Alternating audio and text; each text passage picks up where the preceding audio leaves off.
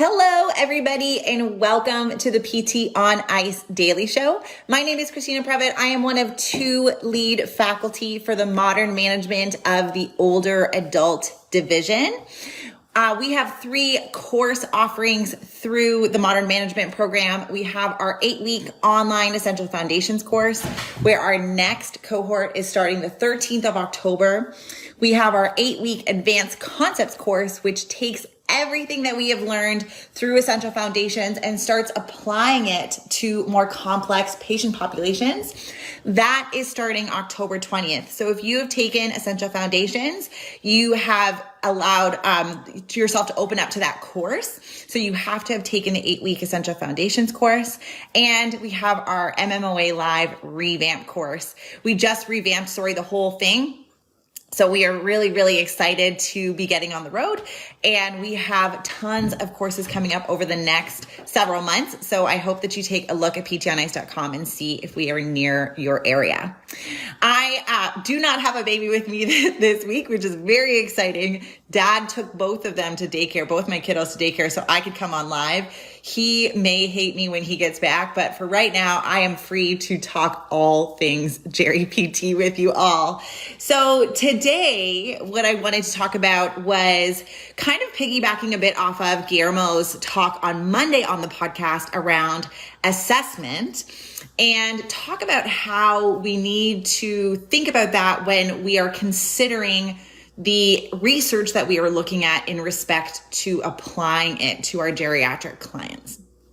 If you've been working in geriatrics for any amount of time, you know that the age on a birth certificate for number one is only a very small part of the equation, and that you can have a person who is 65 years old who is still running marathons and another 65-year-old who has multiple comorbidities and is doing very, very poorly from a health perspective, is very frail, et cetera, et cetera. And so when we start looking at the research, the literature, we have to consider that there are going to be some limitations for finding an exact fit when it comes to what the best or what the optimal prescription is from an exercise standpoint. And this is something we talk about a lot in modern management, because we teach things like the deadlift and the squat and the burpee, aka the floor transfer and falls preparedness, all of these things. But then we talk about how we have to take all of these movements and apply them across a continuum.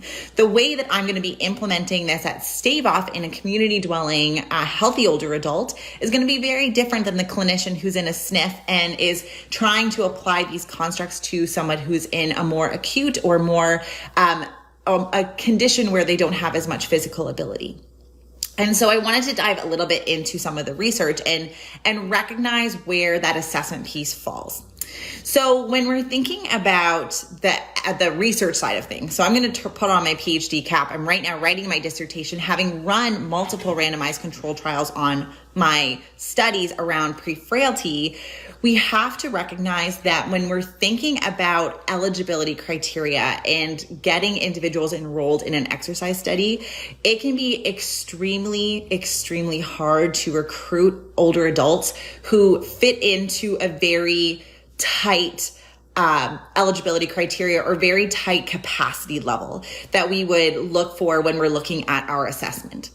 What I mean by that is, for example, my research study, I was looking at pre-frailty, and I was using the frailty criteria. And we know that there are 5 physical phenotypes of frailty: muscular weakness, slow gait speed, fatigue and lethargy, physical inactivity, and unexpected weight loss. And pre-frailty is 1 or 2 of those 5 criteria.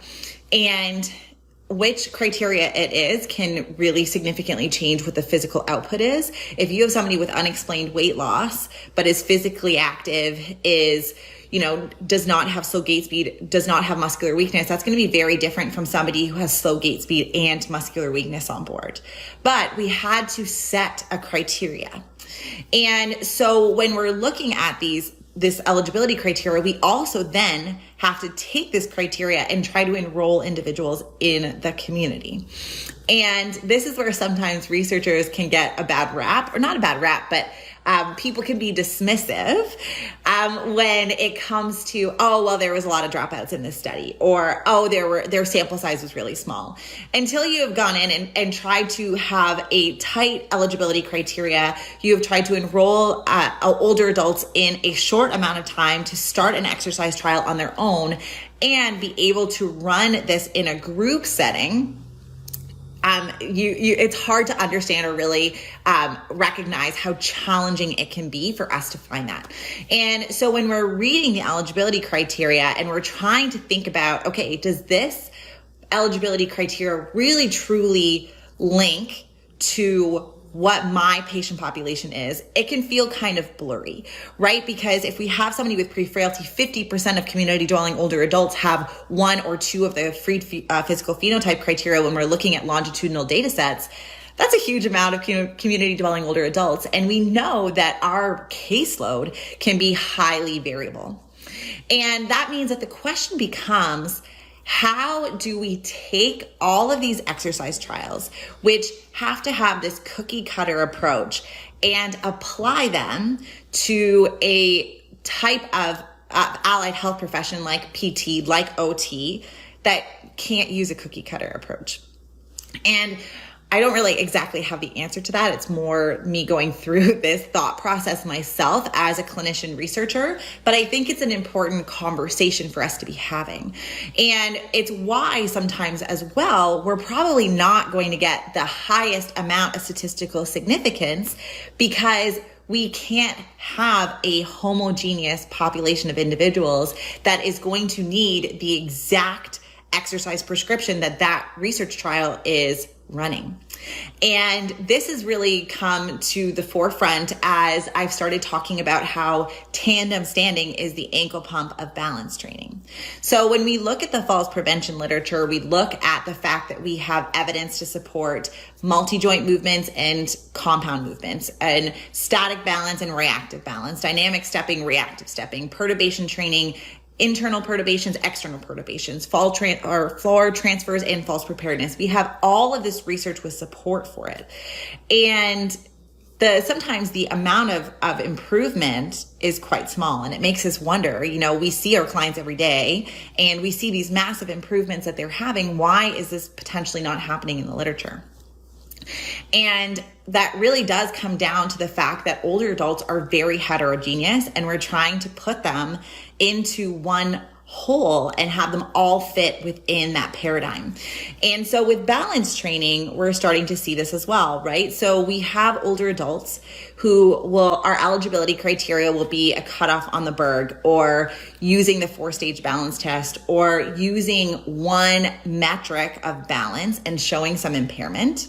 So say that's dynamic balance, but really their issue is in reactive balance, or it's in busy environments, or it's in cognitive overloading or motor dual tasking.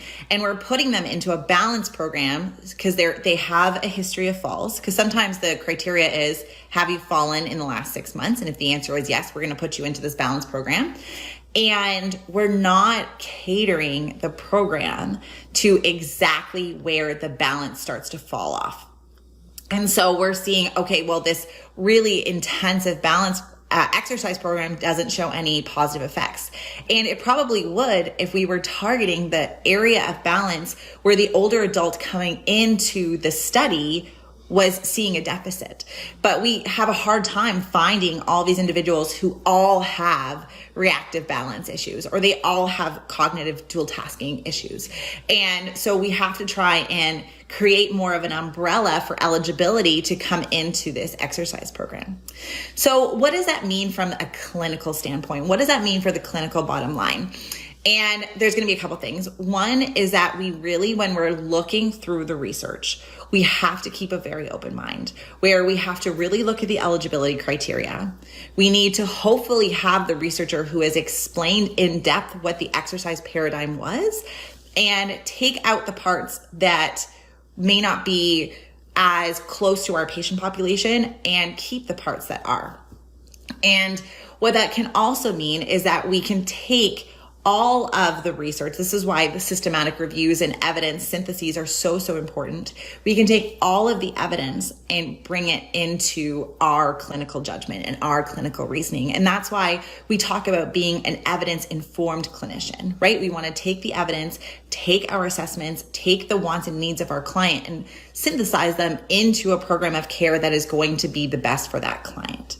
And so when we're looking at that, we can take, the literature that shows that balance can be improved with A, B, C, D, E, F, G, and we can take our assessments and blend them together, knowing that we have evidence to support multiple different ways. In ICE, we talk about and, not or, and we can recognize that while we have the research, and the research is going to be our staple in terms of helping to guide our clinical reasoning, and I think it's even more important for our young grads who don't have the clinical reasoning to really layer into that evidence-informed practice. They're going to be relying very heavily on their research and their teachings through their education and blend that into our outputs when it comes to our programs of care. And so kind of bringing this full circle, we have to recognize that when we're looking at research studies, that we have to have a bit of a clinical hat when we're going through.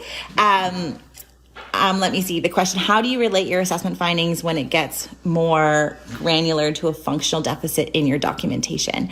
Are you talking about the way that you're linking your assessment findings to your documentation standards, or are you talking about how we are documenting things like dancing for balance? If you could give me a little bit more of a clarification, then I can answer that question.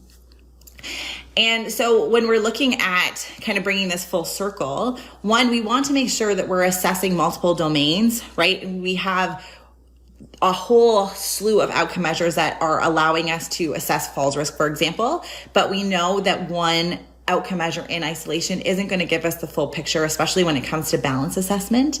And so we need to be taking in multiple things.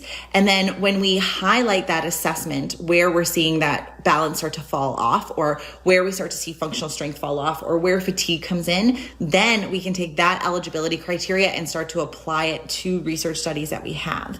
And recognize that even if sometimes we're seeing small statistical significance or no statistical significance, that does not mean that necessarily that the program is ineffective. It means that we might be looking at a domain that is a subdomain of a bigger issue, like a huge functional deficit, and they're targeting one thing, which happened to not be what that person who enrolled in the study was seeing or having an issue with. So we can take these studies, especially these small feasibility studies, and really start to put in our clinical reasoning and think, can this still be effective, even if there wasn't a statistical significance on an ANOVA that was looking at interactions, because that's going to be really important. And then from the research side of things, I think we really need to start looking at pragmatic exercise trials. When we look at research, standardization is the gold standard. So everything being exactly the same is seen as higher quality of evidence than this it depends way of modifying exercise. But in the PT world, that doesn't really work, because we can't do the same program with every person who has pre-frailty. If we have individuals who are relatively healthy without any musculoskeletal issues, then maybe we can enroll them in a community-based exercise program. But that probably wouldn't be the person that was coming to see PT. Pragmatic exercise trials allow for this, if this, then that type of assessment, or this type of enrollment into an exercise program. So what we're going to see is that we can have individuals with balance impairments. We're going to say, okay, we're going to try and figure out what their balance impairment is. They've fallen in the last 6 months. Let's take the situation at which they fell, do an assessment of different types of balance, and then their exercise program is going to reflect that deficit and see if they improve after, 12 weeks or 16 weeks or 6 months or whatever the length of the trial is, and then take the outcome measure again. And I think that's where we need to really go, because that's the way that PTs practice. And so we have to think about all of these things when it comes to how we're digesting research, how researchers are conducting exercise trials, and then how we really bring this full circle to make sure that we are evidence-informed clinicians. All right. I hope you found that helpful. I kind of blended my PhD and PT brains today, but I thought it was really important for us to just not dismiss exercise trials because we look for the statistical significant finding. And if we don't see it in the abstract, we just blow by it, because we learn a lot from lack of statistical significance, because if we are doing 5 or 6 trials and there's no statistical significance across any of them, then we're going to probably pick another modality. But also we have to recognize that looking at that eligibility criteria is going to give us a bit more insight into how close we can link that exercise trial to our patient population. And we can start trialing some of these things and see how we are anecdotally seeing the effects of these exercise interventions in our day-to-day practice. All right, I hope you found that helpful. My brain was definitely working a little bit better as I did not have a baby on me, so I could just think through my clinical brain. If you have any questions about that, Christian, if you want to follow up with me about that documentation question, I just want to make sure that I'm answering it appropriately. I can absolutely do that. I hope you all, if you are interested, want to see us live in person. We have plenty of courses coming up.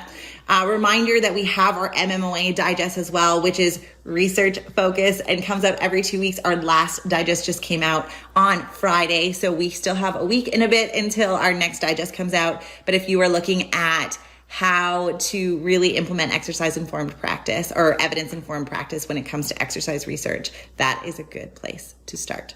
All right, have a wonderful Wednesday, everyone, and we will talk again soon. Hey, thanks for tuning in to the PT on Ice Daily Show. If you enjoyed this content, head on over to iTunes and leave us a review. And be sure to check us out on Facebook and Instagram at the Institute of Clinical Excellence. If you're interested in getting plugged into more ICE content on a weekly basis while earning CEUs from home, check out our virtual ICE online mentorship program at ptonice.com. While you're there, sign up for our Hump Day Hustling newsletter for a free email every Wednesday morning with our top 5 research articles and social media posts that we think are worth reading. Head over to ptonice.com and scroll to the bottom of the page to sign up.